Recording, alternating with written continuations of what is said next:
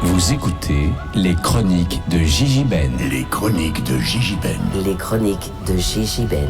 Les chroniques de Gigi Ben. Vous écoutez les chroniques de Gigi Ben. Les chroniques de Gigi Ben. Enchanté en chanson, en chantant. Vous êtes sur BLP Radio. Les amis, quel plaisir de vous retrouver. On va se faire une petite intro, facile. 10 heures de live. Là, on va s'enquiller 10 heures de live. Alors, je vous explique un peu le concept. Monsieur le Président de la République a annoncé la réouverture des lieux culturels mi-mai. Nous sommes mi-mai et effectivement, nous allons pouvoir retrouver nos salles de théâtre et nos salles de cinéma ensemble cette semaine. Et du coup, la radio s'est dit, pourquoi pas célébrer ça ensemble pendant 10 heures, c'est vrai. On a vécu pendant 7 mois sans culture, pourquoi pas se faire 10 heures d'un coup. On va se faire donc, du coup, 10 heures d'un coup. Le fil rouge de cette émission va s'axer autour des étoiles. Et pour ce faire, je vais recevoir une amie qui se nomme Jade Lou. Mais avant du coup de lancer le jingle la présentant, je vais vous présenter vite fait le sommaire. On va parler du coup de réseaux sociaux avec Jade Lou. On va parler avec Mickaël et Guigui de jeux vidéo. On va également parler doublage avec 2 invités exceptionnels qui nous rejoignent. On va parler littérature, on va parler musique, on va parler cinéma. Tout ça, c'est maintenant, c'est dans les 10 heures des chroniques de Gigi Ben. Et on accueille Jade Lou. Les chroniques de Gigi Ben. On se donne rendez-vous dans 10 heures. 10h, midi, Réseaux sociaux et jeux vidéo. avec Jade Lou. Bonjour, cher ami. Bonjour. Est-ce que ça va ? Oui. Ah, je suis content de te voir. Alors, Jade Lou, on va commencer par le commencement. Le fait est que Jade Lou n'est pas réellement le pseudonyme, puisque la plupart des gens qui te suivent te connaissent sous le pseudonyme 2h64. C'est ça. D'accord. Et bien, on va commencer l'interview de Jade Lou. Pourquoi 2h64 ? Alors, 2h64, c'est un pseudo que j'ai choisi il y a des années, du coup, durant mes années collège. Donc, c'est quelque chose qui date maintenant. C'est un pseudo que j'ai choisi parce qu'il me fallait quelque chose d'assez secret. Ok. Par rapport à maman ? Oui. Ok. Je vois très bien. Et du coup, on a commencé à m'appeler comme ça et je l'ai toujours gardé. Et maintenant, on m'interpelle dans la rue, on m'interpelle en m'appelant comme ça. Donc, c'est devenu mon deuxième nom. Donc, c'est hors de question pour moi de le changer. Ok. Tu as quel âge ? 16 ans. Tu as 16 ans. Du coup, à l'époque, donc tu entres au collège. C'est quoi les réseaux sociaux qui sont à la mode ? Au collège ? Ouais. Quand tu démarres. C'était vraiment Snap, Insta. Ah, Insta, c'était là déjà ? Ouais. Ok, d'accord. Donc du coup, t'es parti directement sur Snapchat puis Instagram ? Ouais. Ok. 2h64 directement sur Snap ? Ouais. Puis Instagram du coup. Et puis là, là, on va parler de TikTok évidemment un petit peu. Évidemment. Avant de parler de TikTok, je voulais savoir, est-ce que tu peux juste nous donner ton nombre d'abonnés sur Instagram ? Sur Instagram, je tourne, sans me tromper, autour des 15 000. Donc c'est plutôt raisonnable. Oui, c'est quand même énorme. Et sur TikTok ? Sur TikTok, 400 000. Ouais. Là, on peut dire que c'est énorme. Ouais. Oui. Alors là, tu vois, quand on dépasse les 400 000, là, on peut se dire que ça commence à taper un peu, tu vois. Ouais. Donc, c'est quand même fou qu'il y ait une énorme différence entre TikTok, où t'as presque 500, et sur Insta, t'es à 15. Est-ce que tu comprends un peu cette... Oui, j'ai toujours vu qu'il y avait un énorme décalage, même au niveau des autres influenceurs. Après, c'est pas du tout quelque chose qui me perturbe ou qui me dérange, parce que voilà, sur Instagram, j'ai ma petite communauté, c'est génial. Et je vois clairement les personnes qui me suivent, et c'est devenu, c'est une petite famille sur Insta. Et sur TikTok, c'est comme ma vitrine et le contenu que je poste est, je trouve, beaucoup moins personnel. Sur Instagram, je suis vraiment là, je parle avec les gens, je suis avec les gens, je suis proche d'eux. Sur TikTok, c'est juste du contenu, même si je réponds en commentaire et que je suis là et que j'adore cette plateforme, je suis moins présente réellement, je trouve. Ok, très bien. Tu es aujourd'hui devenue une influenceuse, n'est-ce pas ? Mais avant d'attaquer le terme influenceuse, on va peut-être parler de ta vie à toi, au départ. Qu'est-ce que tu aimes dans la vie ? Alors, déjà, actuellement, je suis au lycée Ok. Je suis passionnée par le théâtre depuis des années. C'est une bonne nouvelle. Depuis des années, j'ai commencé au tout début collège. Je suis rentrée dans différentes troupes. Maintenant, je le fais de manière professionnelle en tant que spécialité au lycée, du coup. C'est une de mes plus grandes passions. Et après, du coup, je suis passionnée par tout ce qui est ésotérisme, spiritualité, donc astrologie prioritairement, puis cartomancie, art divinatoire, ésotérisme, etc. Tout ça. D'accord. Est-ce que tu as d'autres passions un peu plus du coup personnelles, que ce soit dans le cinéma, par exemple, on va parler de cinéma là pendant ces 10 heures. Est-ce que tu as un film que t'aimes, un film que t'aimes moins peut-être? Alors, je suis passionnée par tout ce qui est Disney depuis toute petite. Ah, t'es bien tombée. C'est t'es vraiment... très bien tombée. Ça tombe très très bien. C'est depuis toute petite, j'en raffole. Tout ce qui est Disney. Ah oui, bien sûr. Les Barbie aussi. Moins. Oui. Moins. Mais voilà, j'ai jamais perdu cet amour pour ce genre de dessin animé. Et après, bien sûr, Roméo plus Juliette. Tu as dit Roméo plus Juliette? Oui. D'accord, avec DiCaprio justement. Oui. Nous allons peut-être en parler pendant ces 10 heures, on verra. Peut-être que Booba va pouvoir se charger de cette affaire-là. On verra. Accompagné de Mickaël, bien évidemment. Donc, très bien. Je reviens un tout petit peu sur cette adolescence du coup que tu mènes actuellement. Est-ce que le fait que tu sois suivi dans les réseaux, tu sens qu'il y a un impact assez considérable au lycée ou pas du tout? Alors, ça dépend. Il y a 2 phases déjà. Donc, on me reconnaît dans la rue, on me reconnaît, enfin, je parle dans ma vie lycéenne, on me reconnaît dans tout ce domaine-là, on me reconnaît, on sait qui je suis majoritairement. Ça, au début, c'était pas forcément un impact. On sait qui je suis, point. Il n'y a jamais eu de manque de respect ou quoi que ce soit. Même si des fois, il y a certaines attitudes qui sont pas hyper cool. Ouais. C'est pas du tout quelque chose qui m'impacte. Après, au niveau vie lycéenne un peu plus personnel, donc au niveau relationnel, c'est vrai qu'on voit clairement un changement au niveau des attitudes des personnes. On voit clairement des personnes qui se rapprochent et des personnes qui s'éloignent. Et on sait pourquoi et ça se voit. Mais après, en soi, je vis tout très bien et je suis dans un lycée où les gens sont vachement ouverts. Je suis super bien entourée, j'ai des amis en or, donc aucune crainte par rapport à ça. D'accord. Papa, maman, ça se vit comment ? Alors, c'est autre chose. Tu savais forcément que ça allait arriver. Bah oui, évidemment. Alors, la question du papa qui n'est même pas au courant que je suis là. C'est pas ma faute. Ok, mais maman, elle le sait vu qu'elle est là. Donc, oui. Donc, c'est maman la responsable légale. Au moins 1 sur 2. Bon, ça, c'est déjà compris. Et du coup, au niveau parental, disons que ça se passe assez bien. Papa est un peu dans le déni. Il sait sans savoir.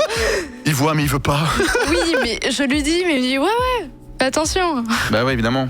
Mais après, j'ai un peu toute ma famille qui me suit, donc il est assez confiant. Il sait que si je fais des conneries, il y aura quelqu'un pour régler tout ça. Mais après, maman jette un œil. Mais après, je gère un peu tout.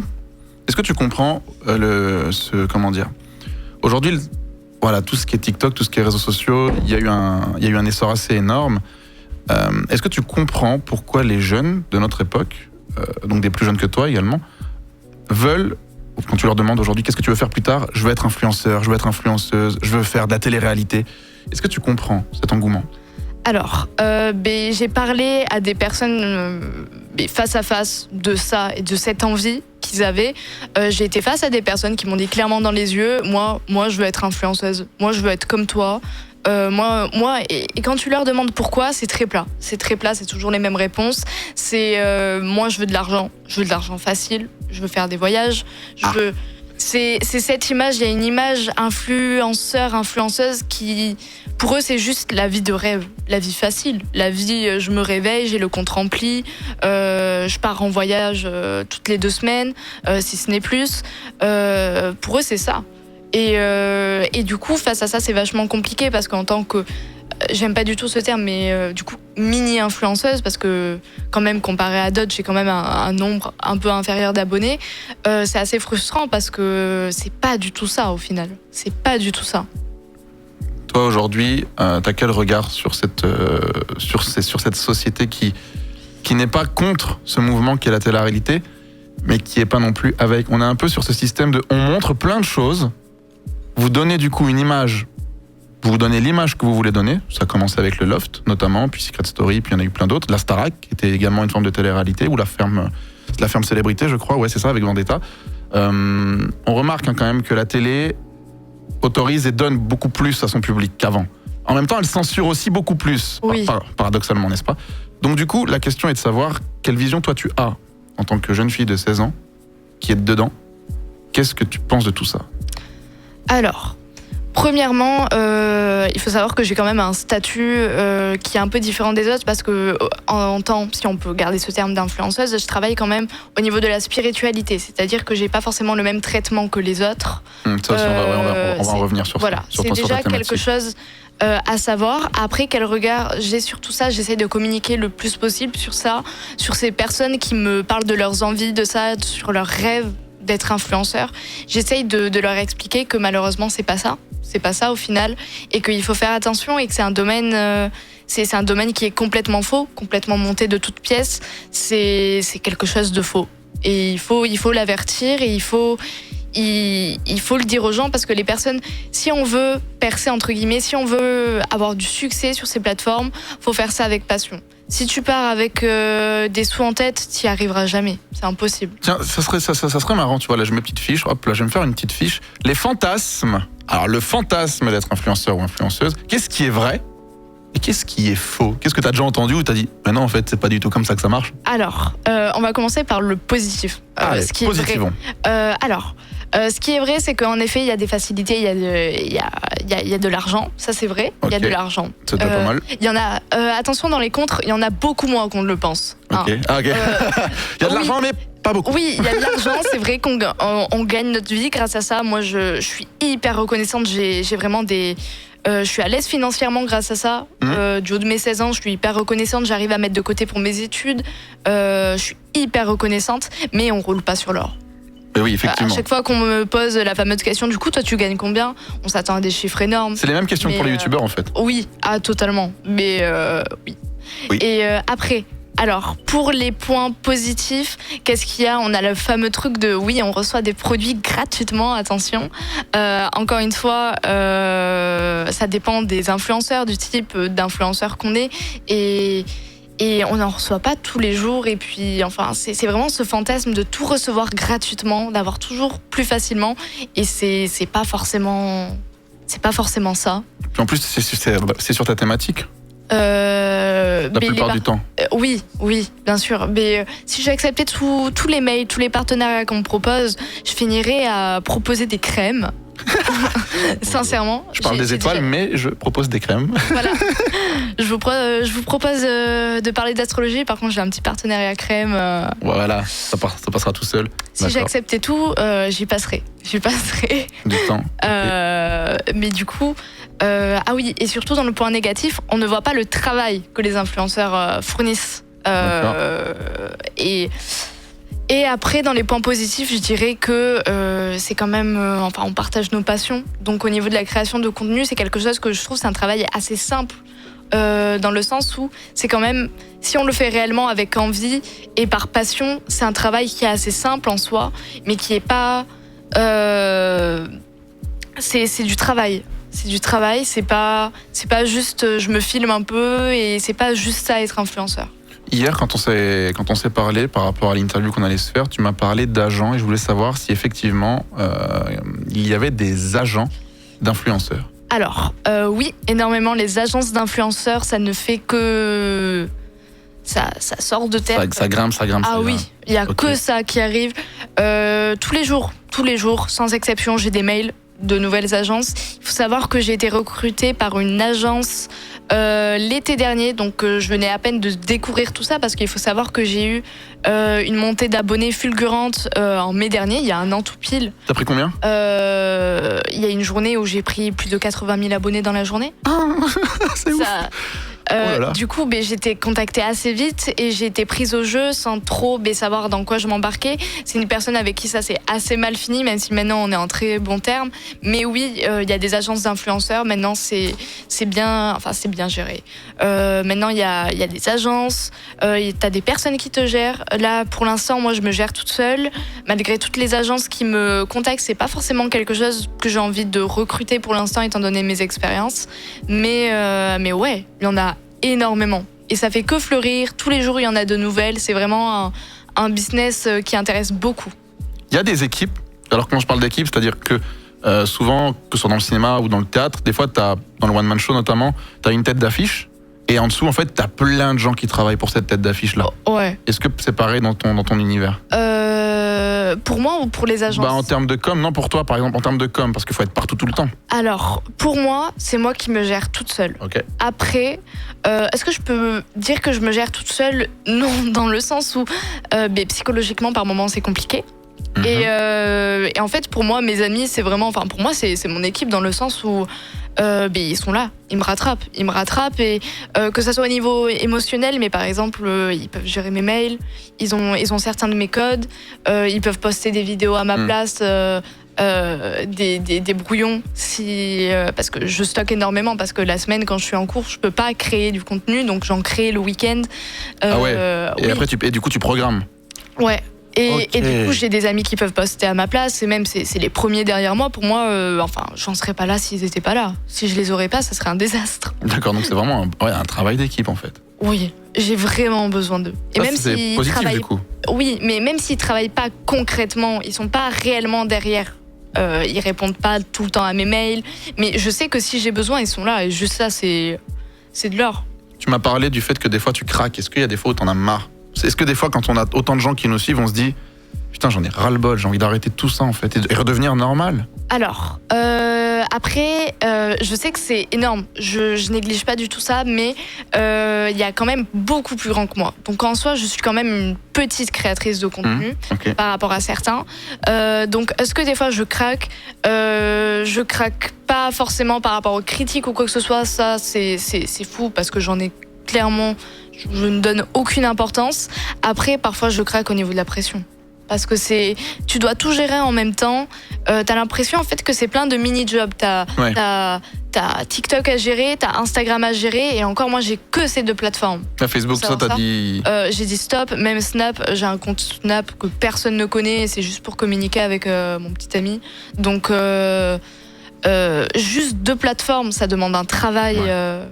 Puis en plus, j'imagine que c'est pas le même travail vu que c'est. Mais oui, justement, c'est deux jobs à part entière, et les gens ils voient juste quelques stories de temps en temps et des vidéos, donc pour eux c'est pas grand chose, mais pour moi au quotidien il faut garder le rythme, il faut être présent, il faut répondre aux gens, donc ça demande du temps, ça demande de l'énergie. T'as quoi comme rythme au niveau des réseaux par jour notamment ? Alors, j'ai des heures qui sont vraiment effrayantes. Attention, c'est les heures effrayantes de. On est parti.